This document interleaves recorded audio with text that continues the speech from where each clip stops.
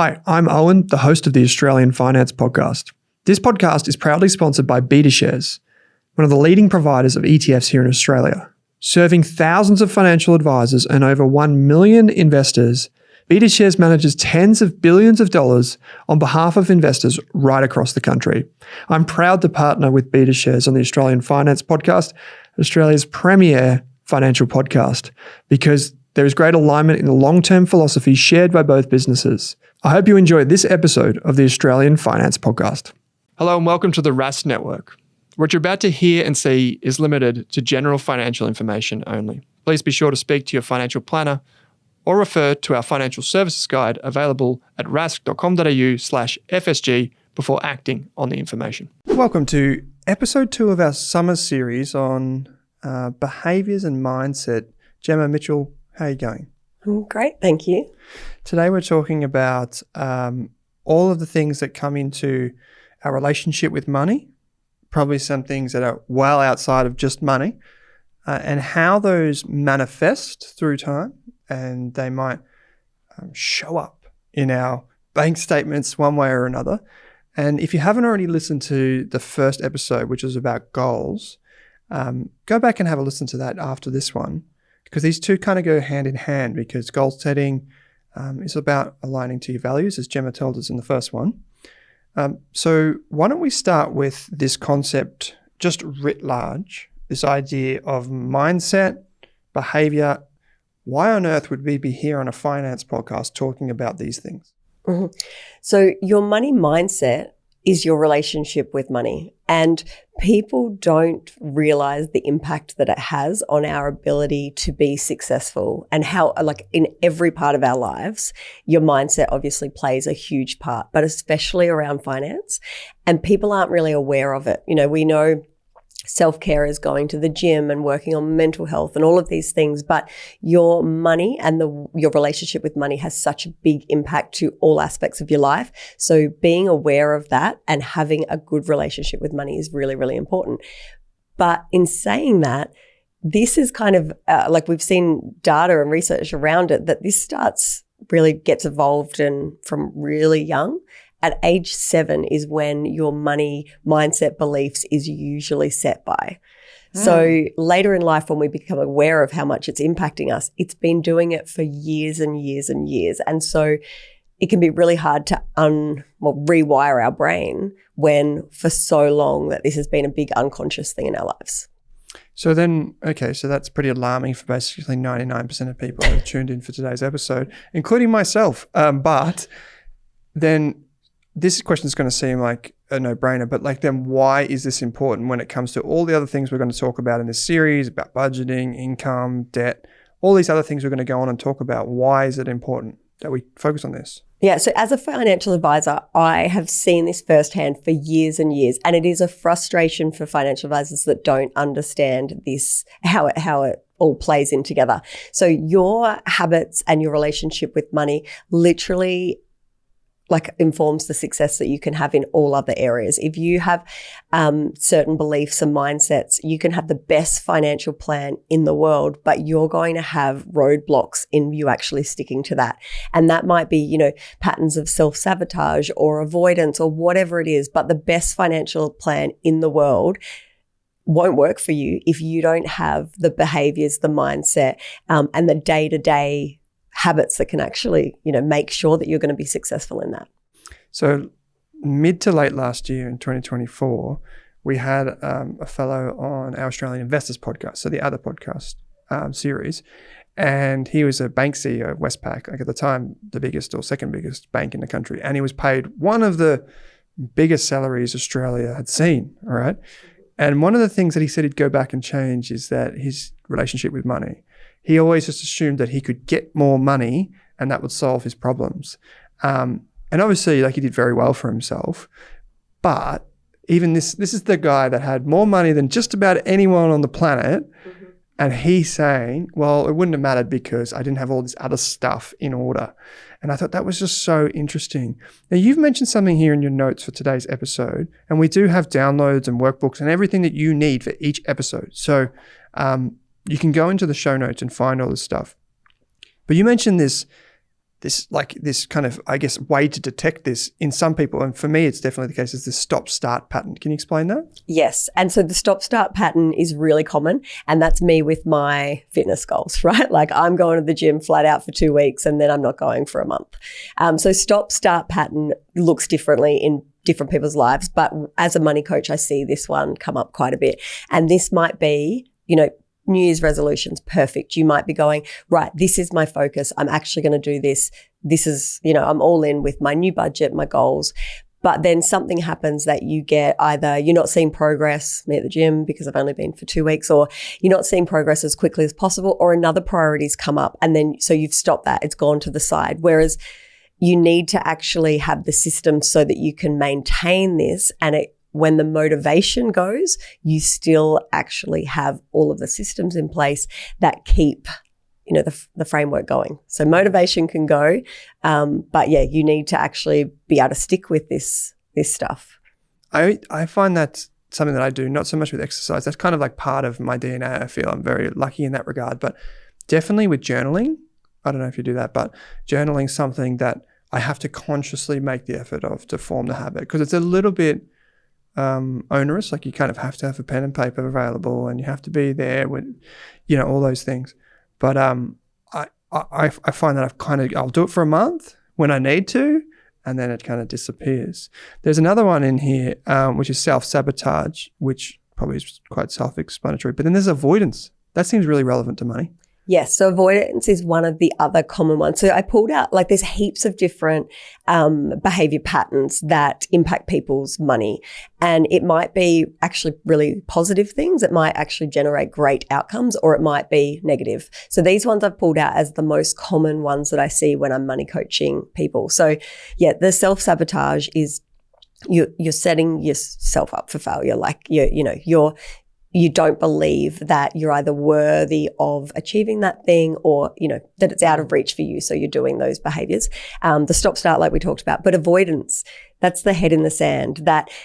And it might be for a few different reasons. It might just be like, it's too hard, I'm too busy, or it might be, it'll all work out, or whatever that pattern, whatever the reason that you're feeling like it's okay for you to avoid, or it's not the priority at the moment. Avoidance is a huge one that we see with money.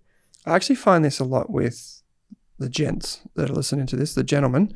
I find this, I did it with myself. I was like, well, I'll just earn enough, going back to the banking CEO before. Mm-hmm. If I just earn enough, I don't really need to worry about the budgeting stuff. Yes. Which is such a huge, massive mistake that so many people make. I'll just do better in my career. Yeah. I'll just do better. I'll just make up for all that other stuff. Yes. You'll out-earn your bad habits. Yeah. But there's a saying, if you can't manage $100, you can't manage a meal, or whatever it is. But we see this, so the CEOs are the perfect example that relates to we see with lotto winners, that the money's gone within years. If you don't have the foundations, the mindset, the behaviors to manage money when you don't have it, more money's not going to help. More money equals more problems. And this is where it comes to, when people go, oh, if I had more money, I would be happier.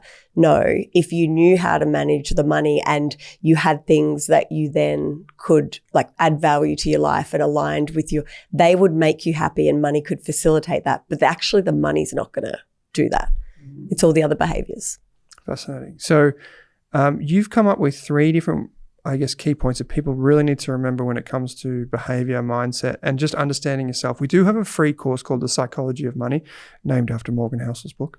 But if you want to go and check out that course, it is free. It wasn't named after his book, I'm joking.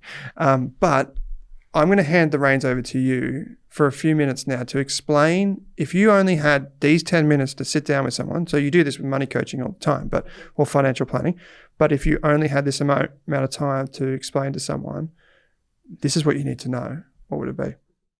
I think, so it starts with recognizing and acknowledging the patterns. So I talked about that this kind of starts and is set by age 7. So you can't get to 40, be aware of it, and magically undo this overnight. So it's about recognizing and acknowledging the different either biases that you have, patterns that you have, your internal talk about money, just starting to pick up on them so that you can notice when they're creeping in. Now, they might actually, like I said, be superpowers, or they might be holding you back.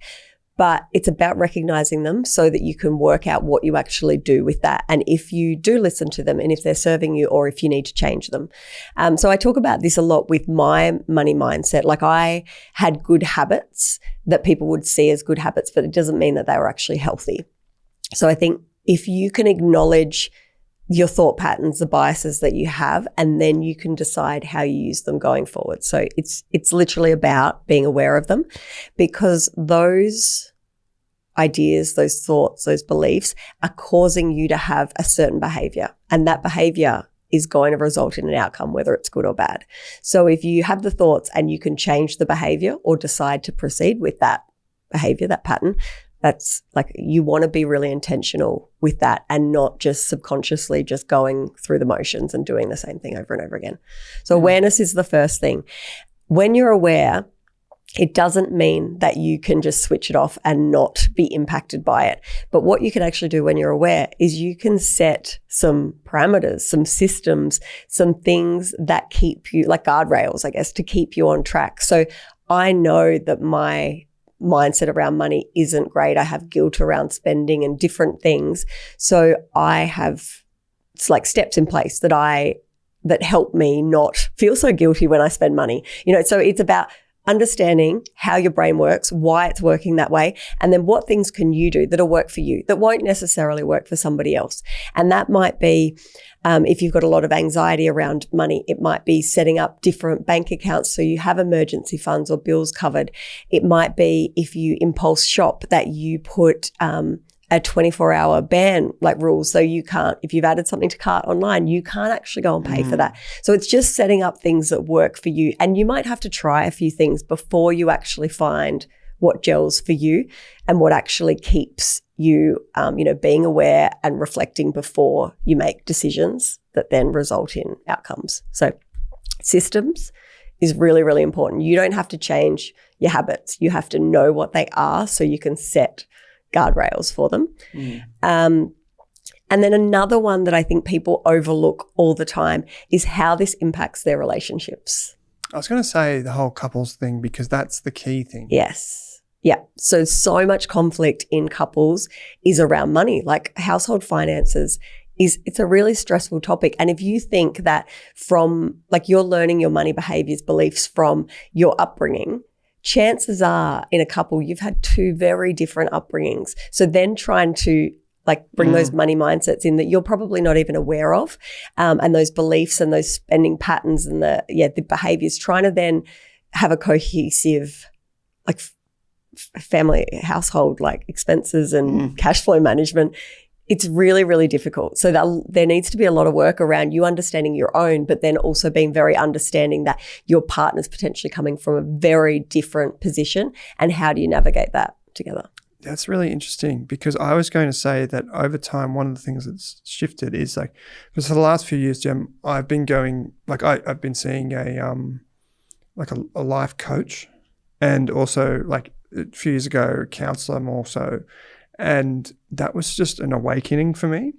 And since then, if there's something, I don't really, my wife will probably tell you I still do impulse purchases, but I'm just a lot more informed of myself. And so you talk about things just kind of knowing who you are and knowing that the values and the beliefs kind of inform the behavior.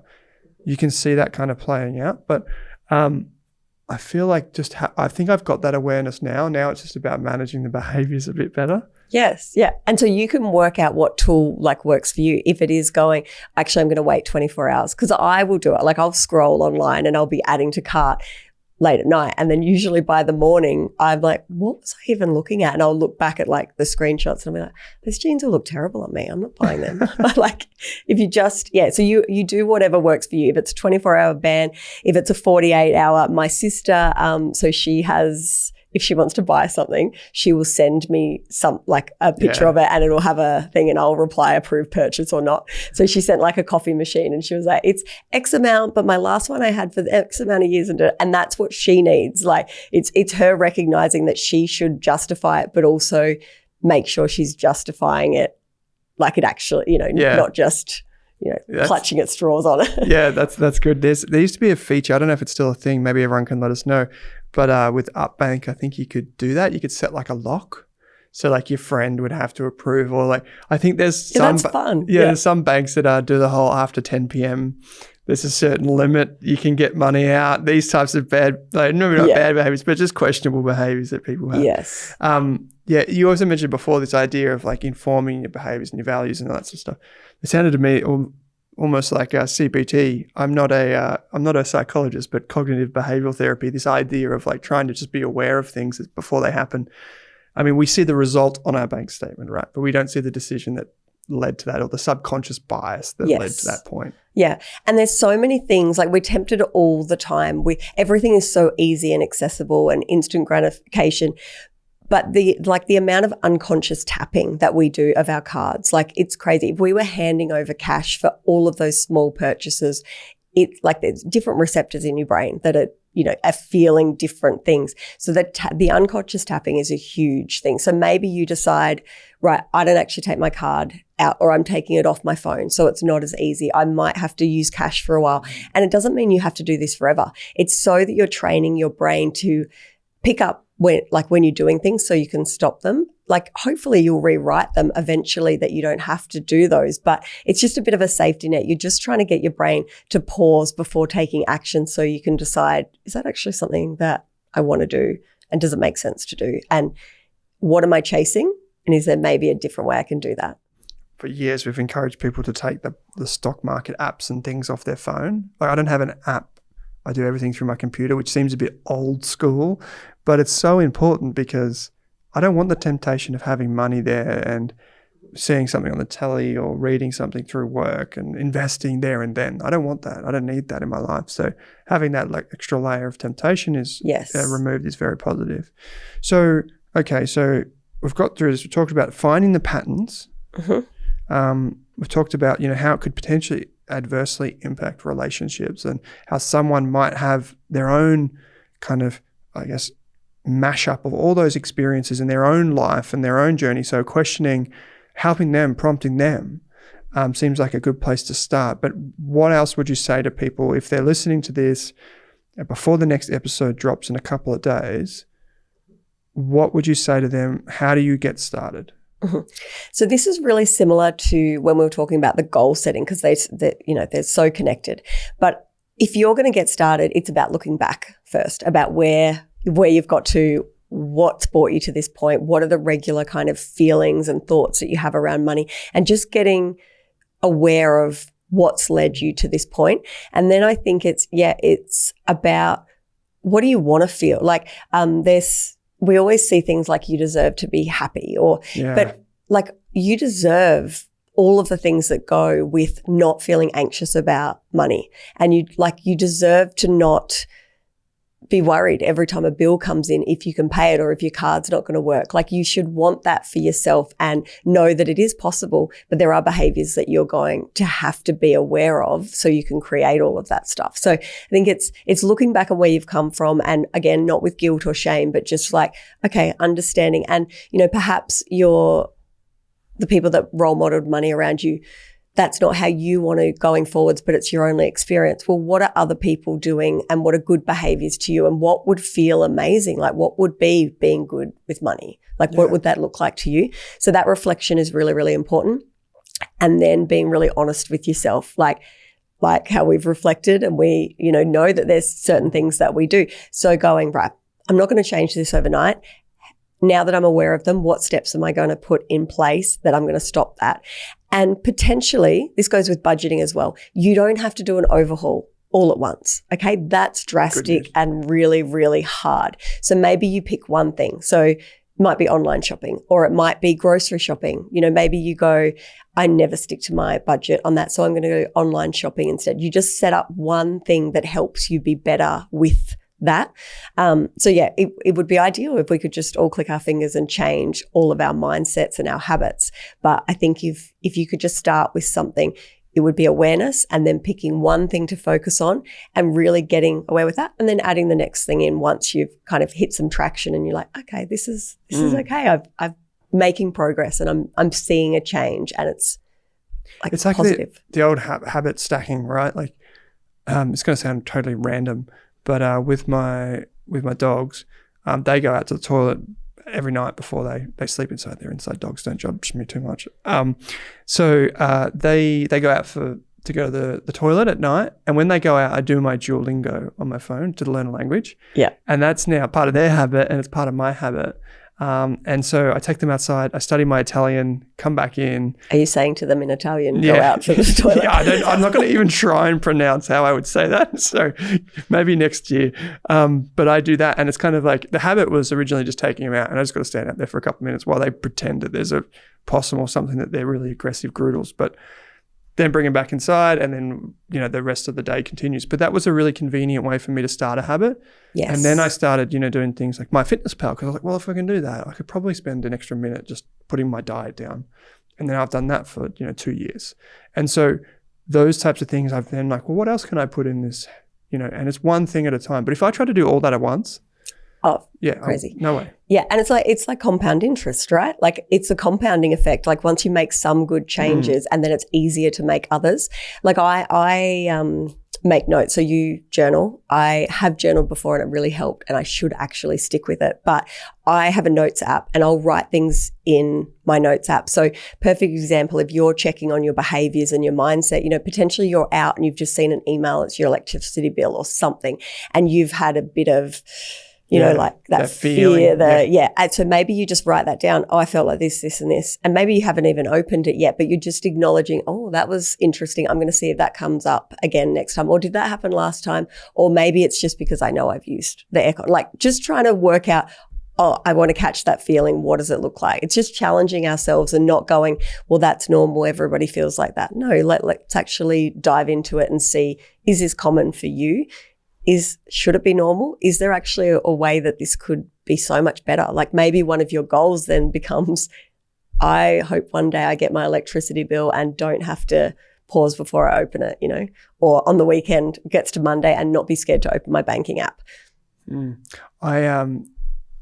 That's such a good point. Like I just thinking, like for me, I remember when I first discovered all of this idea around like behavior and these types of things impacting money, I realized all of the things in my life that were like stimulating me in the wrong way.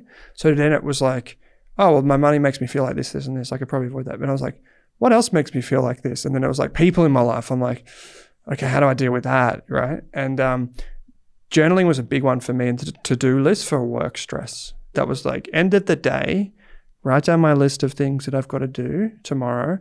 So when I go home, I don't have that on my mind. Your mind's clear. It's on the piece of paper. And when I first learned about this, the psychologist was like, well, that works because every day it's like, imagine there's someone coming into your bedroom or your home office, and they've got their little notepad, and they're like, oh, what's on the list for tomorrow? Okay, yep, no worries. And they hang it on the end of your bed, and then they go away and they come back the next day. And it's like this whole psychological thing of just kind of getting it off, and it's no longer on your to-do list. It's so powerful. My brain does that as well. Like it'll just keep going, like things repeating in it until I write them down, or until I've, sent myself a memo or put it in my calendar. And then I don't think about it again until it actually comes up. But yeah, so journaling has really helped with me. For me, that's why I should actually be doing it more often. So we've got some great resources in the show notes. There'll be some books. So there are books like The Psychology of Money, which we mentioned. There's a good course, The Psychology of Money, I might add. There'll be an exercise that you can do in there, which comes from our financial independence course, actually. It talks about recognizing where you spend money and what brings you happiness. It's a really good activity. It's a simple one. It'll only take you 5 minutes to figure out. Another good shout out is to Emma Edwards, who wrote the book Good with Money. Went to a book launch in Melbourne. That was good fun. And you'll, of course, in your podcast player or YouTube, you will find 3 things that I want to shout out. One is money coaching. Gemma here is one of the money coaches. Financial advice. And the third thing is how you can ask a question or leave us feedback for the 11th installment of this series, because we're going to be answering your questions and sharing things with everyone else in the community. So if you, for example, have overcome behavioral mindset shifts, or you've been through that, you've been in that uncertain kind of period or patch in your life where you're like, I don't know, let us know via the link in your podcast player. You don't have to use that link to ask a question. It can be used for anything. Just select the Australian Finance Podcast and Gemma and I will get to them. Gemma, this has been heaps of fun. Episode 2 out of 10. Really appreciate you dropping some wisdom here on behavior and mindset with us, and I'm looking forward to the next episode. I'll see you then. Thanks for listening to this episode of the podcast. This podcast is sponsored by Betashares, a leading provider of ETFs, and a company that has been in operation in Australia for well over 10 years and now serves over 1 million end investors, whether it's through a financial advisor or directly through a stock exchange. I'm going to walk you through the most popular ETF from Betashares that I can possibly think of, which is the Betashares NASDAQ 100 ETF, otherwise known by its ticker symbol NDQ, which is short for NASDAQ. This ETF is extremely popular because it provides Australian investors with direct exposure to US companies, some of the world's leading companies like Apple, Microsoft, Nvidia, Tesla, and all of those names you probably read about or hear about each and every day. The thing about this ETF and what makes it quite unique is that it targets the NASDAQ 100 as opposed to the more broad say, for example, the S&P 500 indice in the United States. So one investment here in Australia gets you exposure to the top 100 companies on the NASDAQ stock exchange in the United States. There are some important characteristics about this ETF you should understand.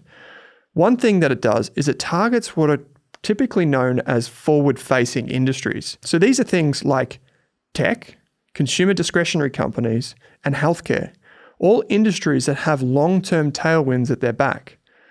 What it typically doesn't have is a lot of financials companies. So what you tend to see is a portfolio of companies that are facing the future, investing for growth, and reinventing industries. This is fascinating stuff. When you look closely what's inside this ETF, you will find companies that are focused on new and emerging industries like AI, robotic healthcare, and so much more.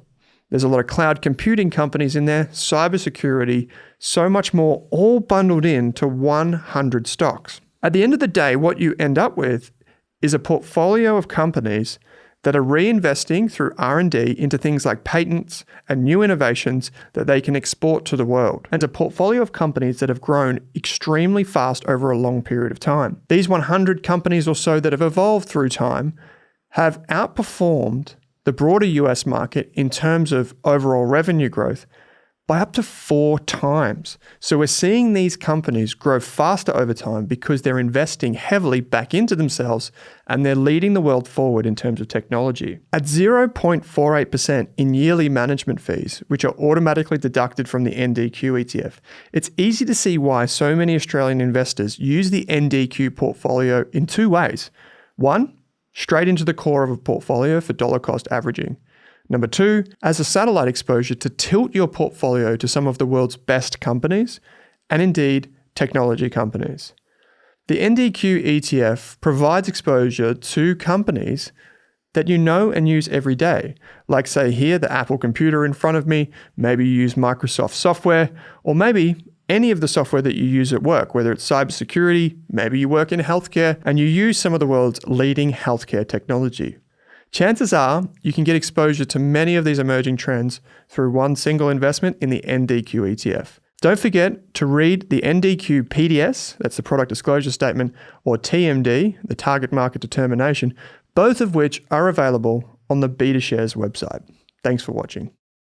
Thanks for watching this video on the Rask Network. While you're here, don't forget to like and subscribe so you can get videos each and every day on business, finance, investing, and so much more.